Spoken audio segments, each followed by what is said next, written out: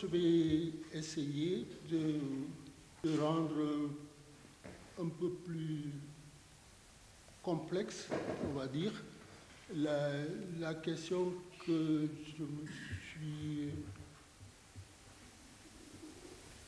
posée, c'est qu'aujourd'hui, on est dans une société qui a l'ambition de se présenter à travers cela, c'est la société française, et qui met en avant dans ce récit sur elle-même ce qu'elle appelle l'universalisme républicain, qui serait structuré, gouverné par et autour surtout des trois principes que Bala vient d'évoquer, qu'on retrouve un peu partout sur tous les frontons des institutions de la République: liberté, égalité, fraternité. Mais je voudrais interroger l'universalisme républicain en commençant, en débutant la conversation autour de la question de la racialisation du monde. Parce que c'est pour moi un point de départ très très important qui va peut-être nous permettre de mieux saisir les ambiguïtés et les promesses de l'universalisme républicain tel qu'il est décrit, autour duquel la France est, semble-t-il, construite en tant que nation. Ce qu'il faut dire, à mon avis, de façon très claire, c'est que depuis le début des années 2000, on a pensé que la notion de race était bannie totalement du vocabulaire scientifique et du vocabulaire médiatique. On a pensé que depuis la fin de la Seconde Guerre mondiale, avec tout le travail de l'UNESCO, qu'il n'y avait pas de race, sinon qu'une seule race, c'est la race humaine. Et qu'il fallait construire l'humanité autour de ce consensus qui serait donc l'existence d'une seule race, la race humaine, une seule race, et pas des races hiérarchisées, la race noire, la race blanche, la race jaune, etc., etc. Et l'UNESCO fait la promotion du bannissement total de la notion de race à travers de projets éducatifs et pédagogiques très forts sur les différences, mais pas sur les races en tant que race biologique. La notion de race biologique, elle est définitivement battue en brèche. Mais plus récemment encore, le 12 juillet 2018, les députés français, à l'unanimité, votent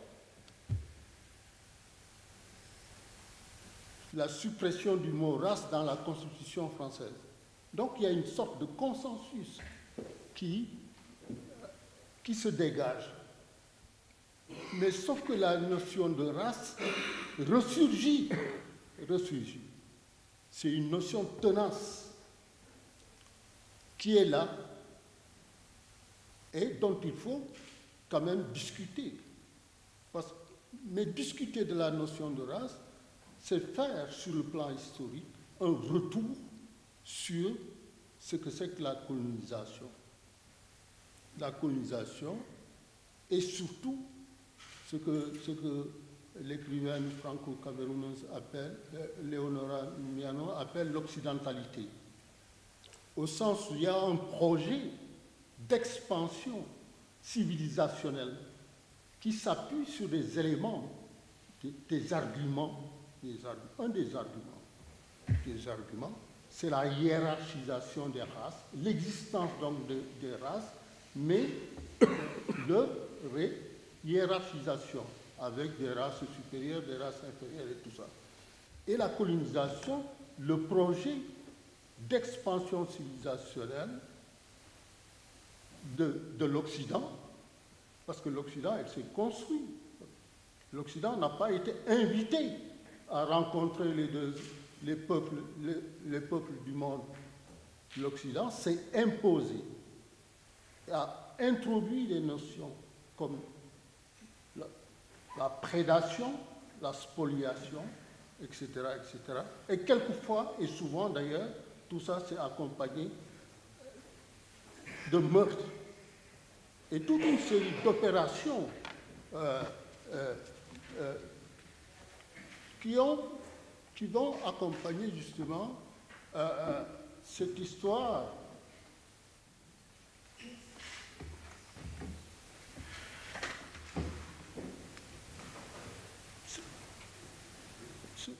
Ce projet d'expansion civilisationnelle. Et tout d'un coup, on voit surgir dans le débat académique et dans le débat médiatique une sorte de controverse autour de la notion de race, etc. etc. Et dans cette controverse, moi je me suis appuyé sur quelque chose qui m'a quand même sidéré au départ, cette espèce de peur panique qui s'est emparée d'une partie de l'intelligentsia française qui commence à vriller, quoi, à dire non, mais c'est pas possible tout ça. Qu'est-ce qui est en train de se passer?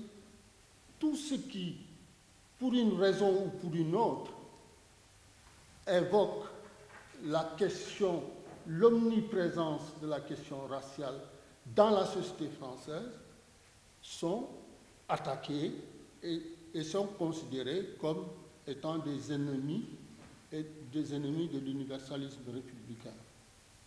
Et donc cette peur panique, elle s'exprime à travers des pétitions. Il y a des gens comme Régis Debray, des gens comme Elisabeth Badinter, bon, Alain Finkielkraut, bon, Pascal Bruckner, enfin bon, tout un tas de personnalités politiques, médiatiques, intellectuelles, etc., qui pétitionnent, qui signent des ouvrages pour dire mais il y a dans la société française des ennemis de l'universalisme républicain, qui veulent vraiment en découdre avec l'universalisme républicain. Et ces ennemis, ils seraient de deux ordres. Et il y a, on va commencer par l'ennemi de l'intérieur, qui serait fondamentalement constitué par les enfants de parents issus des anciennes colonies françaises, c'est-à-dire les subsahariens, etc., etc., ou de l'Afrique du Nord, tout ça. Ça, ce sont des jeunes qui commencent à évoquer des termes et des concepts aussi forts que le racisme systémique ou le racisme d'État, etc., etc. Et l'autre partie, l'autre ennemi, ce serait un ennemi de l'extérieur qui est essentiellement là aussi constitué d'un groupe, comme si ce groupe-là, il était aussi homogène, c'est-à-dire l'université américaine qui serait gangrénée par des chercheurs, des enseignants qui sont originaires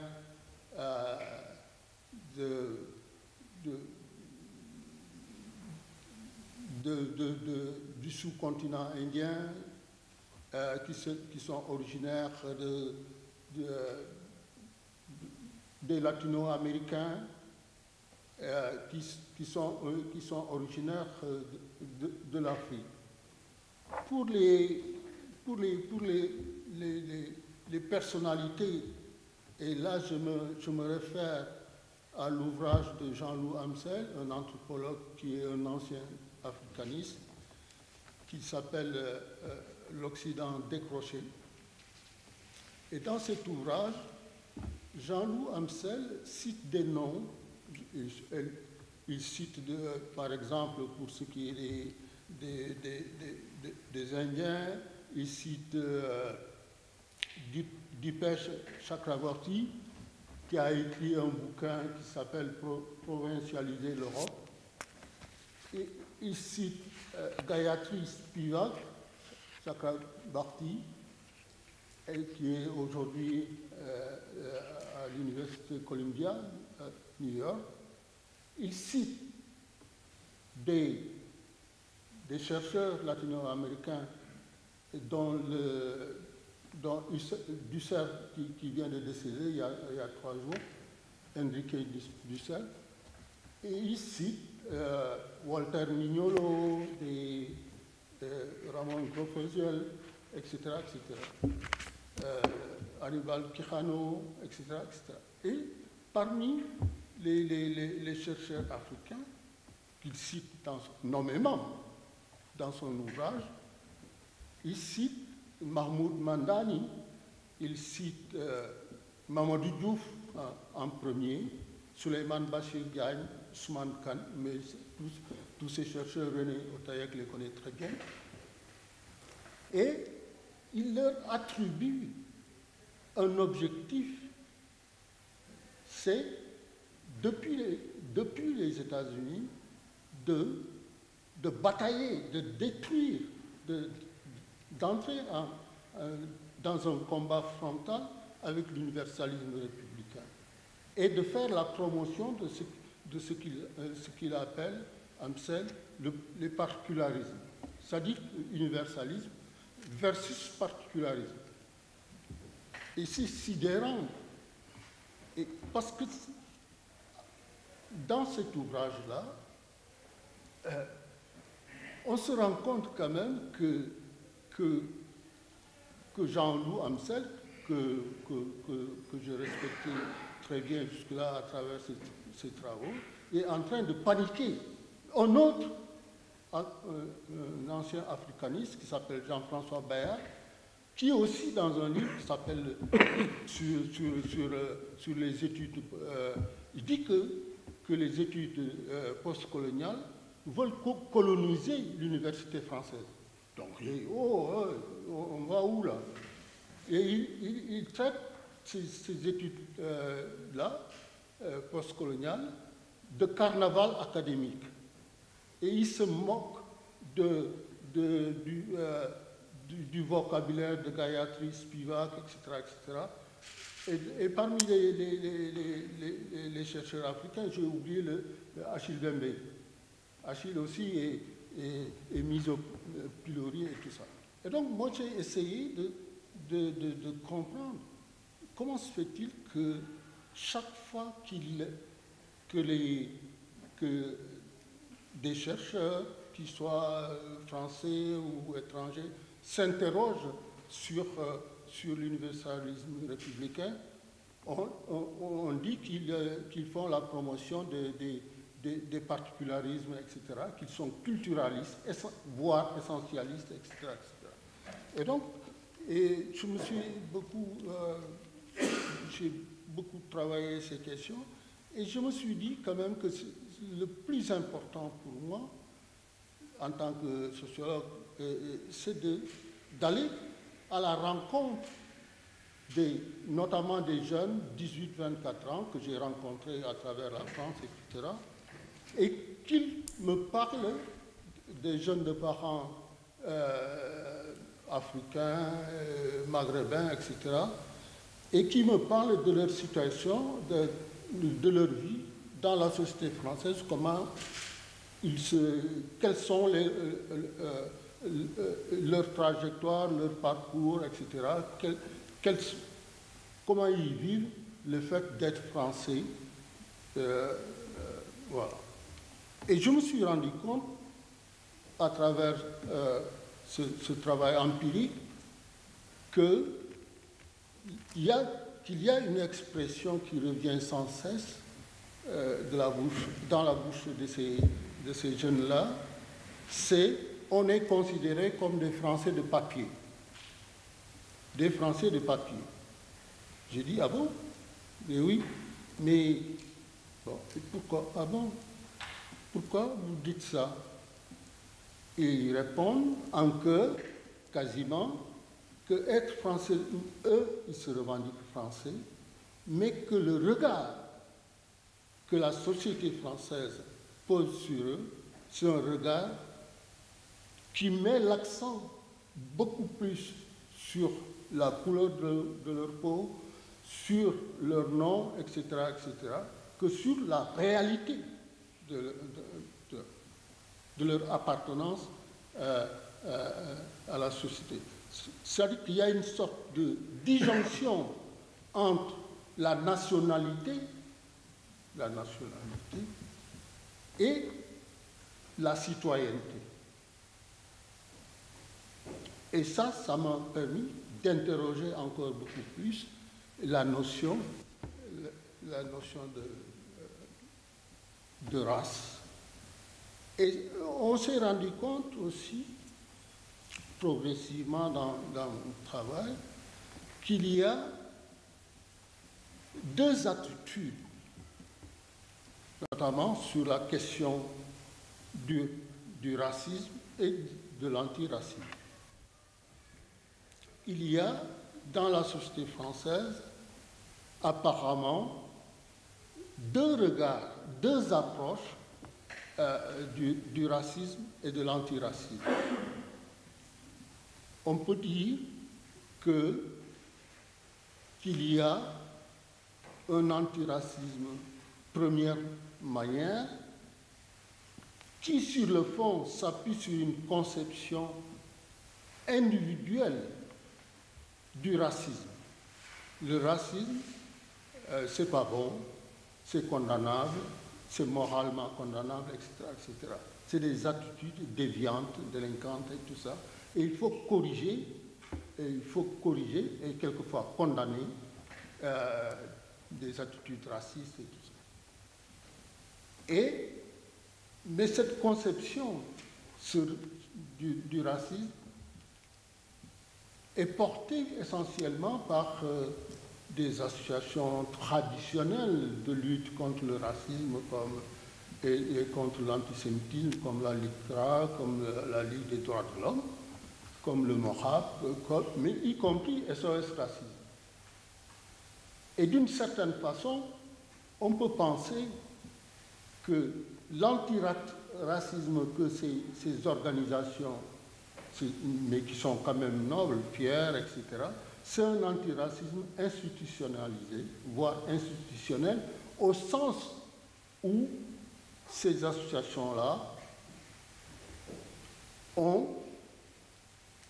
sont reçues régulièrement par les autorités politiques, etc., sont financées par les autorités politiques et tout ça, et qui contribuent d'une certaine façon à ce qu'il y ait une sorte de statu quo, dès lors que leur combat, me semble-t-il, il est, même si c'est un combat noble, entier, etc., c'est un combat limité, parce qu'il n'y a pas d'adversaire social dans ce combat de l'antiracisme moral, classique, etc. Je ne dirais pas, comme certains, que c'est un antiracisme qui est porté par des blancs et par des privilégiés, etc., qui sont hors contexte, etc. L'autre approche du racisme, c'est le racisme systémique, c'est-à-dire ou structurel, parce que c'est la même chose, et qui dit que le racisme, c'est un système. Et là, je me suis appuyé sur la définition du racisme qu'a apporté feu Didier Lapeyronie, qui était enseignant ici, qui est décédé il y a quelques années, qui dit que, qui parle du racisme, il dit que ce n'est pas un virus. C'est pas un virus. Il dit que le racisme, c'est une construction sociale. Ça me paraît important. Et que la lecture qu'on doit pouvoir avoir de façon relativement juste, c'est de saisir la question des discriminations ethno-raciales. L'essentiel, comment ça s'exprime, c'est autour essentiellement des discriminations ethno-raciales. C'est-à-dire qu'aujourd'hui, dans notre société, la société française, être noir, ça a un sens. Quand on est noir, on rencontre des obstacles dans son parcours, dans sa trajectoire. L'accès à la formation, l'accès à l'emploi, l'accès au savoir, au logement, etc., etc. Il y a des enquêtes publiques, des institutions publiques comme l'INSEE, comme l'INED, l'Institut national des études démographiques et tout ça, qui montrent le poids extraordinairement important des discriminations ethno-raciales dans notre société, qui se présente comme une société aveugle à la couleur. Non, la société française n'est pas aveugle à la couleur. Il y a la force des préjugés, la force des représentations qui sont liées à l'histoire. Est-ce que l'héritage colonial il se reproduit à l'identique? Non, je ne le pense pas. Mais en tous les cas, il y a une sorte, non pas de continuité et de linéarité, mais il y a quelque chose qu'il faut revisiter en termes d'héritage colonial qui peut permettre de rendre compte suffisamment à la fois de la complexité de notre société à se regarder en face à ces enfants, notamment, qu'elle considère comme étant des Indiens de l'intérieur. Ce n'est pas possible qu'on puisse continuer comme ça, me semble-t-il, et il y a urgence à ce que notre société prenne en charge de façon délibérée cette question qui est aujourd'hui une question, non pas la question déterminante, mais une question importante dans la structuration et dans la déstructuration aussi de la société française. Ça me paraît important de le souligner. Parce qu'aujourd'hui, on est en train, à travers des publications, je pense aux travaux de l'historien Gérard Noriel, mais aussi du sociologue et politiste Stéphane Beau, à travers, y compris le travail d'une chercheuse qui est très très intéressante, qui s'appelle Emmanuel Saada, y compris les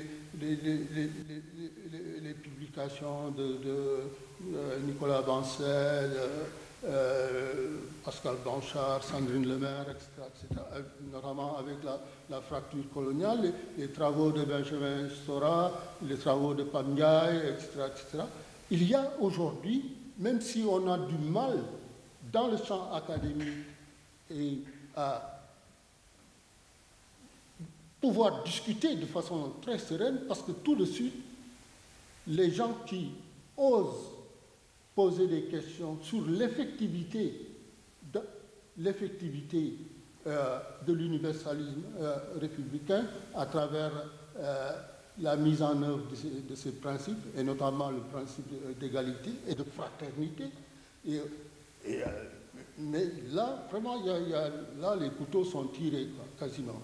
Et on traite les gens qui évoquent ces questions, qui sont des questions de subjectivité aussi. Parce qu'il n'y a rien de plus important, me semble-t-il,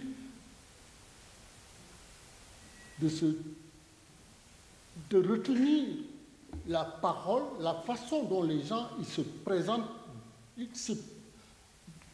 comment les gens se définissent, comment ils parlent d'eux. Il faut partir de la parole des acteurs. Et aujourd'hui, la quasi-totalité des acteurs, notamment de ce qu'on appelle les Français des papiers, ils disent que on vit dans une situation inamicale, pour le moins, au sens où les relations sont de plus en plus tendues parce que la couleur de la peau, parce que la religion, parce que, etc., les valeurs de la République, ce qu'on appelle les valeurs de la République, sont présentées comme étant le cordon ombilical, etc., tout ça, ou la barrière protectrice de l'universalisme républicain contre les barbares, les sauvages, etc., qui seraient venus perturber le bon fonctionnement de la société. Et donc, mais pour autant, il faut aussi, me semble-t-il, essayer d'aller au sources. Bala l'a évoqué tout à l'heure. Ce qui est incompréhensible pour moi, c'est que, bon, on fait semblant de découvrir le postcolonialisme, le décolonialisme relativement récemment. Mais Bala a cité deux noms. Les précurseurs, les vrais précurseurs de cette discussion importante, c'est Aimé Césaire et c'est Frantz Fanon. Aimé Césaire, dans le discours sur le colonialisme, pose la question de l'importance de la situation coloniale et lui, il est pour l'universalisme. Il dit, mais l'universalisme de tous les particuliers. Ça me paraît important.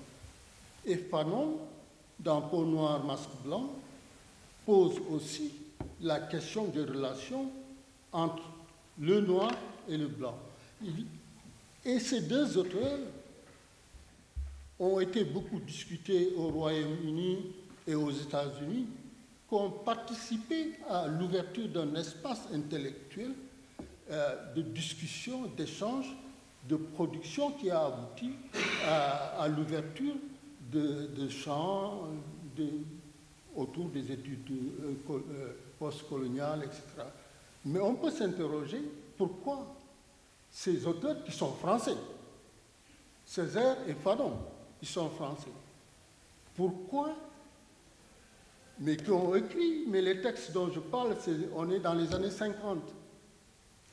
Ces textes ont servi aux États-Unis et au Royaume-Uni pour discuter de la vigueur et puis des points de divergence, d'achoppement dans la société américaine comme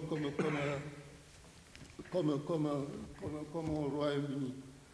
Mais on peut s'interroger pourquoi ces auteurs n'ont jamais été discutés et n'ont jamais été discutés en France, qui est pourtant leur pays. Pourquoi?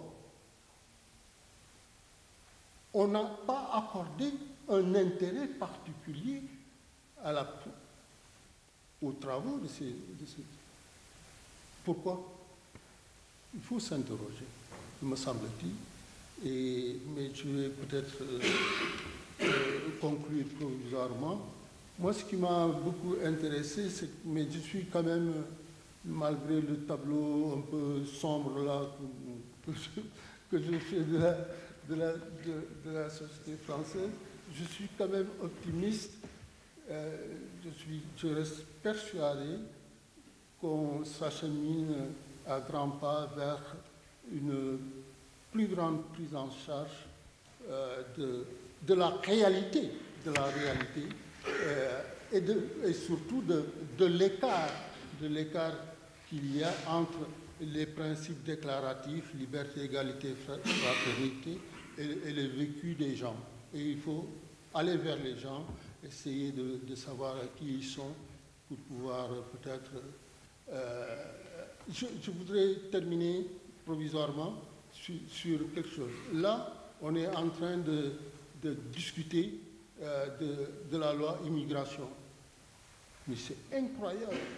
C'est-à-dire que ça va faire la 30e loi, si je me trompe pas. Et hier, le Sénat a décidé de restreindre le droit du sol. C'est-à-dire, oui, c'est-à-dire qu'aujourd'hui, c'est-à-dire que les enfants là, qui sont nés en France de parents étrangers, ils avaient à leur majorité automatiquement la nationalité française. Maintenant, c'est terminé.